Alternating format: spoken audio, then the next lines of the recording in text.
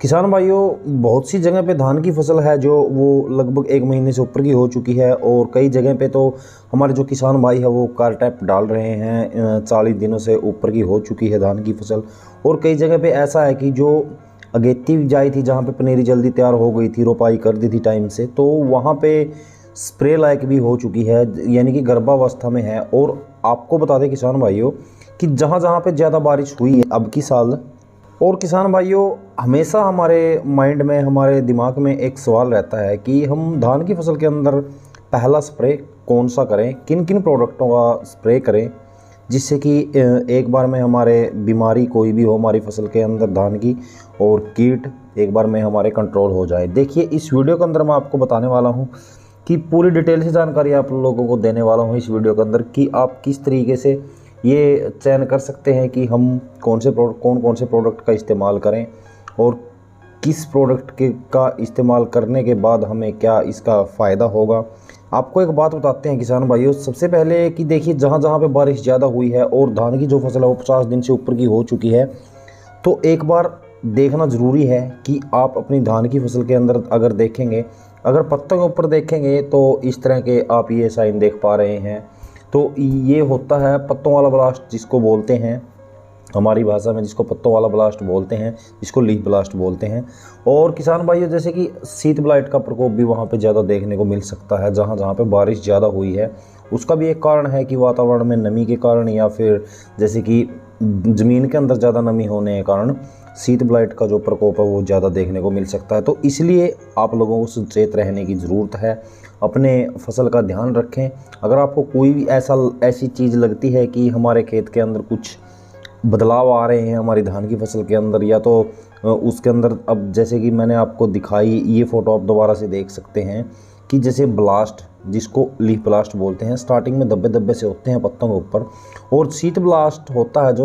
जो हमारा नरम तना होता है नीचे, तो उसके नीचे से थोड़ा अगर आप 1-2-3 इंच देखेंगे पानी के ऊपर से, तो वहाँ पे देखेंगे आप धब्बे दिखाई देंगे आपको, ब्राउन से कलर के, भूरे भूरे से कलर के। वैसे अगर आप चारों तरफ देखें खेत के, तो वो तो जैसे हम हर्बिसाइड का इस्तेमाल करते हैं घास को ख़त्म करने के लिए चारों तरफ खेत के, तो उससे भी हो सकते हैं। आपको क्या करना है, खेत के 2 से 3 फुट अंदर जाइए, वहाँ पे देखिए पौधों को, अगर उसके अंदर वही समस्या आपको देखने को मिलती है, जैसा कि मैंने आपको बताया धब्बे दिखाई देते हैं, तो वो होता है शीत ब्लाइट का निशान। तो ऐसे में हमें ज़रूरत है ऐसे प्रोडक्ट की जो कि शीत ब्लाइट को भी कंट्रोल कर ले, और साथ साथ में तेले को भी कंट्रोल कर ले, साथ में इंसेक्ट जो सुंडी होती है गोब वाली या पत्ता लपेट की, तो उसको भी कंट्रोल हम बेहतर तरीके से कर सके।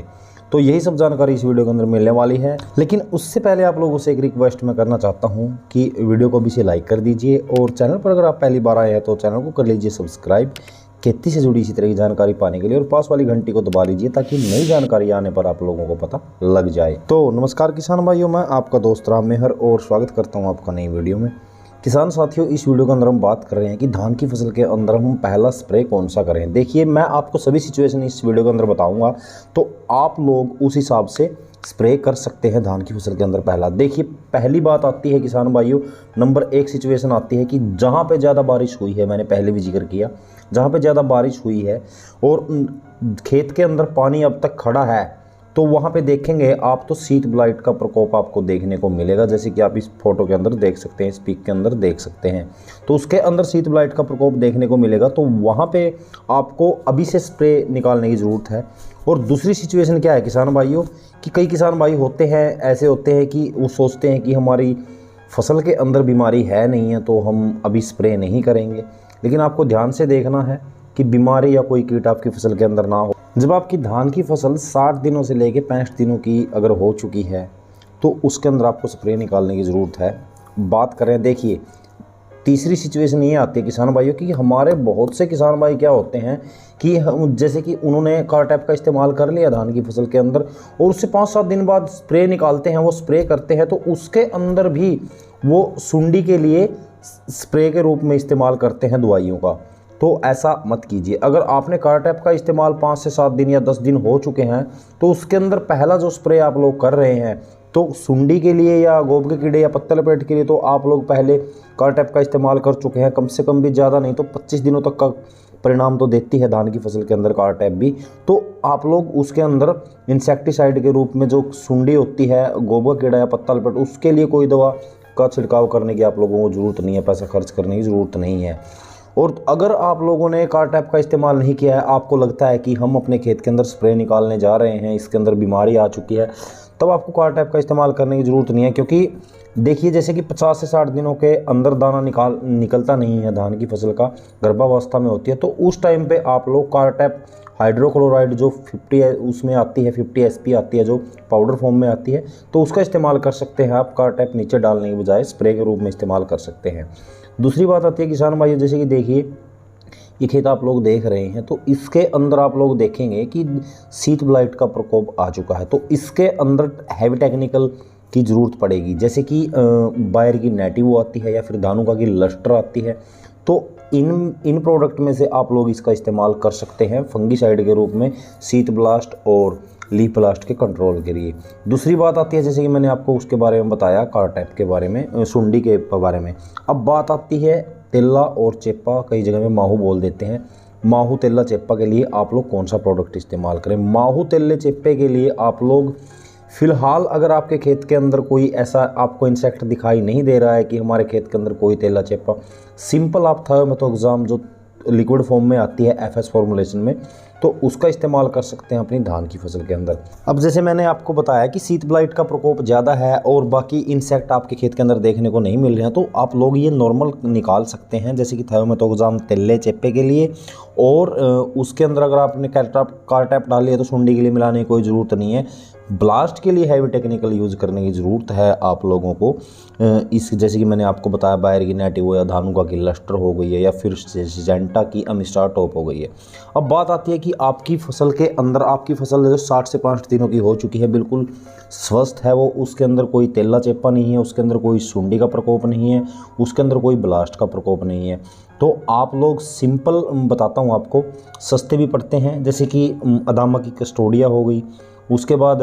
UPL की वांसर ग्लो हो गई, या फिर सवाल की डेल्मा हो गई। फंगीसाइड के रूप में आप लोग इन प्रोडक्ट का इस्तेमाल कर सकते हैं।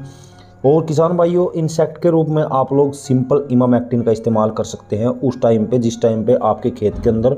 किसी भी सुंडी या पत्ता लपेट का अटैक नहीं है या कोई प्रकोप नहीं है। और तेले चेप्पे के लिए आप लोग सिंपल सी यही बात है कि थायोमेथोक्साम जो FS फॉर्मुलेशन में आती है, आपकी जानकारी के लिए बता दें, जो लिक्विड फॉर्म में एक तारा आता है, लिक्विड फॉर्म में जो रेड कलर का होता है, तो उसका इस्तेमाल कर सकते हैं। अब बात आती है किसान भाइयों, अगर आपकी फसल के अंदर, धान की फसल के अंदर 60 से 65 दिनों की हो चुकी है और आपने 45 दिनों की फसल के अंदर कारटैप डाली थी और अब पत्ता लपेट का अटैक आ चुका है, उसके साथ साथ में तेले का अटैक भी आ चुका है और उसके साथ साथ में शीत ब्लास्ट का अटैक भी आ चुका है, तो उस अवस्था में आप लोगों को क्या करना चाहिए? उस अवस्था में आप लोगों को किसान भाइयों मैं बताता हूँ। देखिए,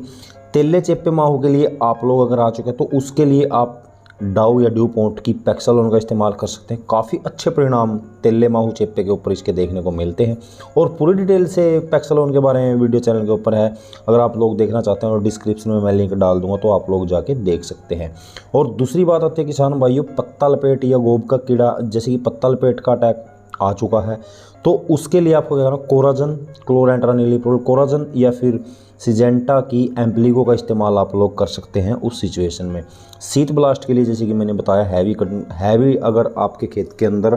ज़्यादा दिक्कत आ रही है शीत ब्लास्ट की या लीफ ब्लास्ट की या और कोलर ब्लास्ट की, तो उसके लिए बायर की नेटिवो और उसके साथ या फिर धानुका कंपनी की लस्टर और या फिर सिजेंटा कंपनी की अमिस्टार टॉप, ये टेक्निकल और भी कंपनियों के आते हैं जो जैसा आपको मार्केट के अंदर मिले, जो आपके उपलब्ध हो उस टाइम पे आपको सुविधा लगे, आप लोग ऐसा कर सकते हैं, उसी प्रोडक्ट का इस्तेमाल आप लोग कर सकते हैं। और इनके साथ साथ में आप लोगों को बताते हैं कि इस टाइम पे होता क्या है कि जहाँ पे ज़्यादा पानी खड़ा होता है तो उस टाइम पे क्या होता है, जो धान का जो पौधा होता है पूरा पूरा कल्ला होता है, तो कल्ले होते हैं, तो साइड में से आप लोग देखेंगे कि जो तने होते हैं उनके साइड में से पत्ते सूख के नीचे गिरने लग जाते हैं, जो कि बहुत ही भद्दा लगता है हमारा खेत। सो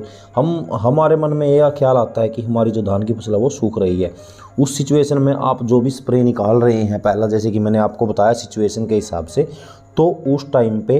M45 का इस्तेमाल ज़रूर कीजिए। आधा किलो प्रति एकड़ के हिसाब से, 500 ग्राम प्रति एकड़ के हिसाब से। और दूसरी बात आती है, अगर आपको लगता है, देखिए इसके अंदर मैं आपको दिखाता हूँ कि जैसे जो तना निकल रहा होता है, जो तना होता है उसके साइड से पत्ता निकल रहा होता है, तो उस टाइम पे आपको एक निशान अगर आप दिखाई देता है ना पत्ते के नीचे, तो जाहिर सी बात है कि आपके खेत के अंदर, धान की फसल के अंदर कॉलर ब्लास्ट या नेक ब्लास्ट, जो गर्दन तोड़ भी बोलते हैं, तो वो समस्या आपके खेत के अंदर ज़रूर से ज़रूर आएगी। तो उस अवस्था में आपको क्या करना है, आइसोप्रोथोलिन 400 ml प्रति एकड़ के हिसाब से उस स्प्रे के अंदर आप लोग मिक्स कर लीजिए। आइसोप्रोथोल, अगर मैं ब्रांड नेम की बात करूँ तो राइजो आती है, अतुल कंपनी की जो ब्रांड आती है, और धानुका कंपनी की फुजीता नाम से आती है। वैसे राइजो के बारे में मैंने पूरी डिटेल से वीडियो बनाई थी पिछले साल, तो अगर आप लोग देखना चाहते हैं पूरी डिटेल से तो उस वीडियो का भी मैं डिस्क्रिप्शन में लिंक डाल दूंगा, आप लोग जाके आराम से देख सकते हैं। तो किसान भाइयों, मैंने पूरी सिचुएशन और पूरे जो भी आपके खेतों के अंदर सिचुएशन होती है, जैसा होता है, आप लोगों को इस वीडियो के अंदर मैंने आपको बताया, तो सिर्फ उस हिसाब से कीजिए। अगर आपका खेत बिल्कुल स्वस्थ आपको दिखाई दे रहा है, 60 से 65 दिनों की आपकी फसल हो चुकी है, तो एक स्प्रे निकालने की ज़रूरत है। नॉर्मल स्प्रे निकालिए, ज़्यादा खर्च मत कीजिए। कोई इंसेक्ट या कोई बीमारी आपके खेत के अंदर नहीं है तो बिल्कुल नॉर्मल स्प्रे निकाल दीजिए। 15 से 20 दिनों का रिजल्ट आपको मिलेगा। और उसके बाद फिर जो सेकंड स्प्रे आप लोग निकालेंगे, तो जो अच्छे प्रोडक्ट होते हैं, थोड़े महंगे ज़रूर होते हैं, अच्छी पैदावार के लिए, दाने के अच्छे भराव के लिए, तो उस टाइम पे आप लोग कर सकते हैं। तो यही सब जानकारी थी किसान भाइयों कि हम धान की फसल के अंदर पहला स्प्रे कौन सा निकालें। तो मेरे ख्याल से जानकारी आपको समझ में आ गई होगी। अगर फिर भी आपका कोई सुझाव या कोई सवाल हो तो कमेंट के माध्यम से हमसे पूछ सकते हैं, आपका तुरंत रिप्लाई दिया जाएगा। जानकारी अगर अच्छी लगी तो वीडियो को लाइक कर दीजिएगा, अपने किसान भाई में जानकारी को शेयर जरूर कीजिएगा ताकि वो भी इस जानकारी को हासिल कर सकें। चैनल पर अगर आए हैं पहली बार तो चैनल को कर लीजिएगा सब्सक्राइब। तो मिलते हैं जल्दी एक और नई जानकारी के साथ, तब तक के लिए जय हिंद दोस्तों।